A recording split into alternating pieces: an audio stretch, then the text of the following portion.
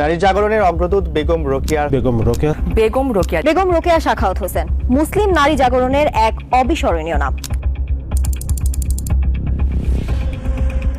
রোকেয়ার প্রথম এবং সবচেয়ে গুরুত্বপূর্ণ যে পরিচয় সেটি হচ্ছে বেগম রোকেয়া রাসূল সাল্লাল্লাহু আলাইহি সাল্লামের অবমাননাকারী। আমাদের প্রিয় রাসূল সাল্লাল্লাহু আলাইহি সাল্লামকে বেগম রোকেয়া নাম ধরে প্রতারক, মিথ্যুক ও ভণ্ড দাবি করেছে। বেগম রোকেয়ার দ্বিতীয় পরিচয় হলো বেগম রোকেয়া ঈসা আলাইহিস সালামেরও অবমাননকারী। প্রিয় ঈসা আলাইহিস সালামকেও বেগম রোকেয়া প্রতারক, ভণ্ড ও মিথ্যুক বলে দাবি করেছেন, সেটিও নাম ধরে। বেগম রোকেয়ার তৃতীয় কোনো পরিচয় যদি থাকে সেটি হচ্ছে বেগম রোকেয়া সকল নবী রাসূলের অবমাননকারী এবং তাদের নবুয়তের অস্বীকারী। তিনি বলেছেন পৃথিবীতে পুরুষরা মানুষকে প্রতারণা করার জন্যই নিজেদেরকে পয়গম্বর বলে দাবি করেন। বেগম রোকেয়ার চতুর্থ কোনো পরিচয় যদি থাকে সেটি হচ্ছে বেগম রোকেয়া সকল আসমানি কিতাবের অস্বীকারী। কুরআন, তাওরাত, জাবুর, ইনজিল, আল্লাহ তাআলা পৃথিবীতে যত আসমানি কিতাব প্রেরণ করেছেন বেগম রোকেয়া সব আসমানি কিতাবকে অস্বীকার করেছেন। বেগম রোকেয়ার পঞ্চম কোনো পরিচয় যদি থাকে সেটি হচ্ছে বেগম রোকেয়া শরিয়া আইনেরও অস্বীকারী। বেগম রোকেয়া বলেছেন পুরুষরা শরিয়া বিধানকে নারীদের নির্যাতনের জন্য তৈরি করেছে।